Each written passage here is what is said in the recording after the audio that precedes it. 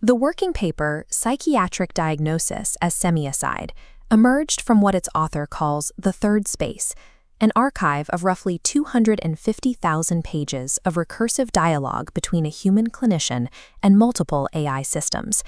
This collaborative method serves as an instance of the paper's core argument, that meaning is relational and cannot be reduced to the property of an individual author. This relational nature of meaning highlights a paradox in modern psychiatry. It is a discipline built on the interpretation of signs, speech, behavior, and affect, yet it operates without an explicit native theory of how those signs work. Instead, the field relies on a 19th-century medical model where signs are treated strictly as symptoms, biomarkers pointing toward hidden diseases. A rash signifies measles. A troponin rise signifies a heart attack. Because psychiatric phenomena lack confirming biomarkers, applying this medical model to emotional and narrative distress creates a systematic distortion. The standard diagnostic process doesn't decode the patient's reality.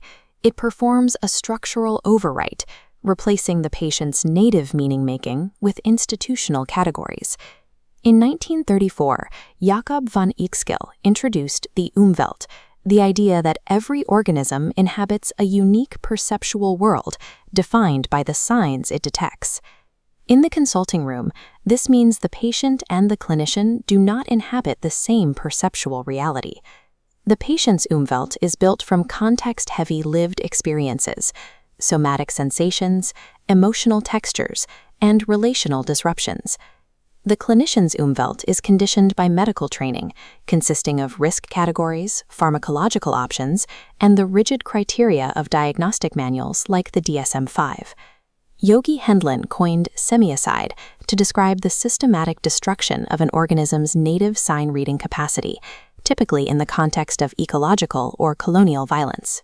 When these two to meet in the psychiatric encounter, the result is a quiet, institutional form of semiocide, masquerading as care. We can map the mechanics of this overwrite using Charles Sanders Peirce's triadic model of semiotics. Peirce argued meaning emerges through the interpretant. For example, a patient says, "I can't stop thinking about what happened to me." The patient interprets this as signaling relational disruption, but the clinician's training intercepts that same sign, interpreting it as PTSD. The patient's meaning points outward, to a world that requires change. The institution's meaning points inward, to a neurobiology that needs correcting. These are not different vocabularies for the same truth. The institutional interpretant kills the patient's native meaning and replaces it with a medicalized substitute. This overwrite reflects Jesper Hoffmeyer's code duality. Living systems process reality using analog and digital codes. A patient's distress functions in continuous analog code. Psychiatric diagnosis operates in discrete digital code. Translating analog experience into digital blocks discards vital context. Mapping trauma into binary checkboxes, as seen in these ICD-10 summaries, annihilates the information that made the experience meaningful to the patient. Translating suffering into DSM-ICD digital code ensures that the analog reality of the patient is lost.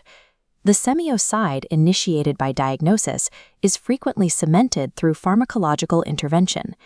A biosemiotic framework distinguishes between two types of prescribing: semiotic restoration and semiotic suppression. Semiotic restoration uses medication to lower overwhelming emotional noise, allowing the person to safely resume reading their own distress signals. Semiotic suppression uses medication to chemically cancel the signal, rendering the organism blind to the real-world referent that caused the distress.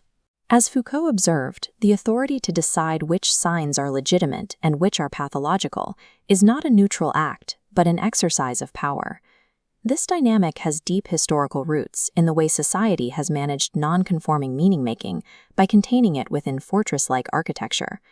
While the architecture has modernized, the structural subordination of the patient's Umwelt remains backed by legal detention powers and the clinician's prescription pad. Diagnostic semicide disproportionately impacts those on the cultural and neurocognitive periphery, whose native signs are furthest from the institution's accepted language. Liberation psychiatry offers a clinical alternative. Its foundational principle is that the patient's capacity for meaning-making is native, rather than something constructed by treatment. The clinician is not a sculptor fixing a broken object, but a gardener removing the walls that block an organism's growth. This concept is expressed formally through the constraint equation. C sub E is the expressed semiotic capacity, what the patient can currently do with meaning under their current conditions. C sub N is native semiotic capacity, the organism's intact underlying ability to make meaning. C sub L is the sum of constraints, labels, polypharmacy, and social determinants.